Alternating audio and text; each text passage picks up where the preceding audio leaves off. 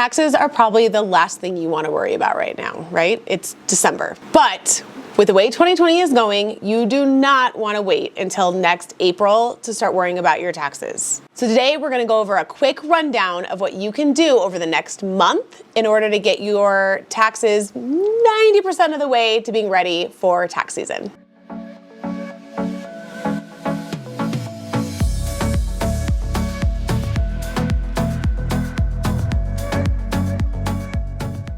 So number one, if you happen to have a bookkeeper, you got to meet with them right now. If you have a good bookkeeper, they've already asked for a meeting, but they're also busy. It's crazy 2020 for them too. So if you have not connected with your bookkeeper to go over your 2020 business finances yet, then do that right now.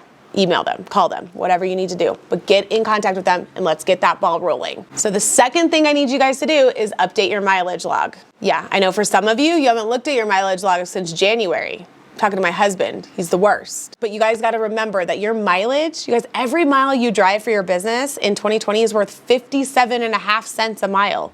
So basically 2 miles of driving is worth over $1 as a deduction on your tax return. All right, so go back through that app, or through your calendar, or however else it is that you track your business miles, and figure out how many miles you drove this year. If you need some help with that, we have a whole video on it. So we'll actually link that video for you right here, and you can go back there and learn all about tracking your business miles. So the third thing you guys need to do is reconcile your bank accounts. If you have a bookkeeper, they should be doing this for you. But if not, then you should be doing this every month. But again, when you're a business owner wearing many hats, it sometimes, gets lost. So even if you haven't reconciled your bank account since last December, go ahead and go get that caught up through the year, okay? What do I mean by reconcile, right? So if you use QuickBooks Online or any sort of software, it means pulling up your bank statement from your online banking each month and doing your beginning month and end-month balances and looking at what cleared in your bank versus what you actually have in QuickBooks. If you don't use QuickBooks, it's your check register. Does anyone use a check register anymore? But if you do, that's you. If you don't use if you use Excel, right, then you should be doing your reconciliation in a tab in Excel. All right, but basically what you're doing is making sure that everything that's cleared your bank account is actually in your financial reports, okay? In your P&L, your profit and loss, because in order for your tax return to be accurate, you have to have all of your income and all of your business expenses. So completing a reconciliation on a monthly basis ensures that all of those things eventually get there. Does that make sense? So kind of on that same line, number 4 is update your income and expenses. So whether you use a software program like QuickBooks Online, Xero, Wave, or you use an Excel spreadsheet, you gotta make sure that you're accounting, again, for all of your income and expenses in whatever platform you're using. And since I know, because you all follow me, that you have a separate bank account, that this should be really easy. But for those of you that maybe are late to the separate bank account bandwagon, or maybe haven't been so good about keeping up with things for whatever reason, here are the hot spots, the main places I want you to really focus on as you're going through all that income and expenses. Let's start with meals and entertainment.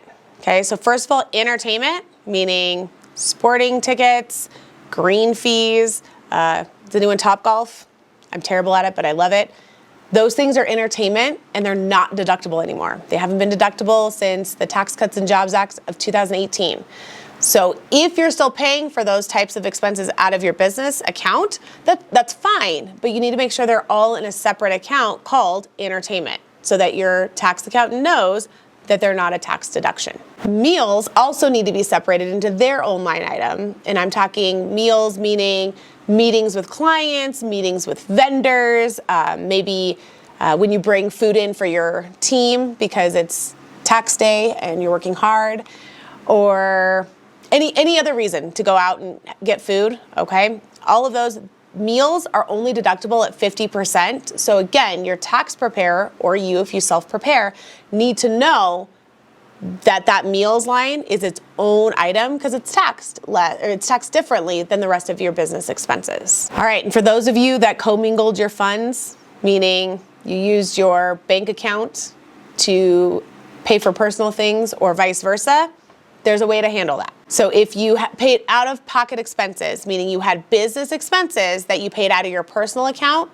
got to make sure you account for those. Because even if you're really good and you have a separate business bank account, I know sometimes it happens. You know, you're out and you forget your business debit card. So you put your, Sam's Club supplies on your personal account. Well, you want to make sure you account for those because even though you didn't use your business bank account to pay for them, it's still a business expense and you want to make sure you capture it. So those are called out-of-pocket expenses and you want to make sure that you include those in all of your expenses in your outline. Again, whether it's Excel, QuickBooks Online, your choice. And if you did it the other way, you used your business bank account to pay for some personal things, shame on you. Just kidding, I do it. Not all the time, but I've done it before. If you do that, then you got to make sure those are taken out of your expenses. So for example, let's say you went to the store and let's say the same example, only reverse. You realize you don't have your personal debit card. You only have your business debit card, right, to go grocery shopping. Well, groceries aren't a business expense. So you're going to have to take that out as it's going to be an owner's contribution. It doesn't matter. The whole point is just to make sure that you're not counting that as an expense on your business anymore, because it's not. And a big one to remember there, you guys, is that unless you're a C corporation, okay, your income tax payments, whether they are your estimated quarterlies or they're the amount you paid when you paid last year's tax liability, those aren't business expenses.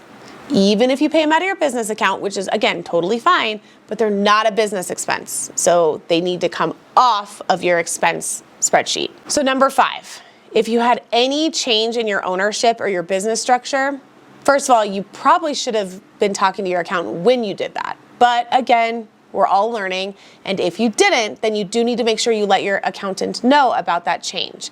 And what I mean here is maybe you made the S Corp election. Maybe you were a sole proprietor, right? Operating under your social security number, and now you created a single member LLC.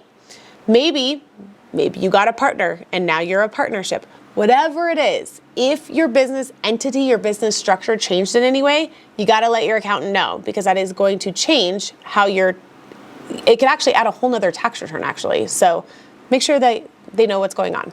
The last thing that you can do in December to get ready for next year is go through your payments and look and see if you paid any single vendor or individual or business at least, I almost said over, but at least $600 via cash, check, Venmo, or anything else that's considered cash equivalent, okay?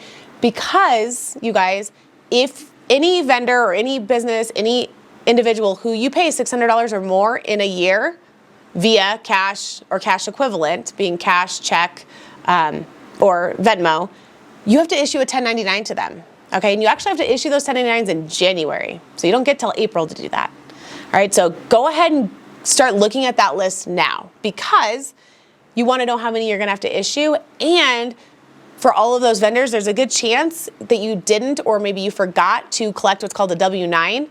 That's a form that gives you all the information for that you need about that vendor in order to create the 1099.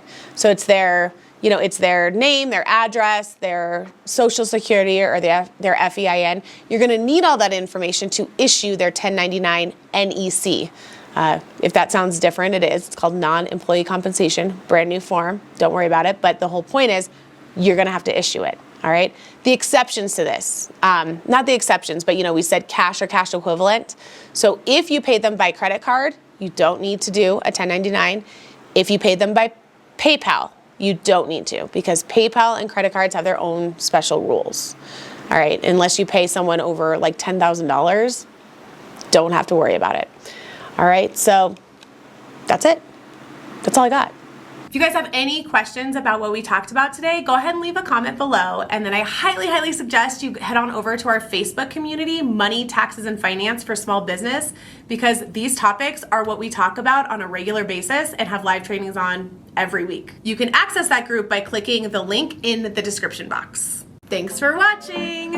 If you found this video helpful, please give it a thumbs up, subscribe, and while you're loving on me hard, go ahead and hit the notification bell so you never miss a future video.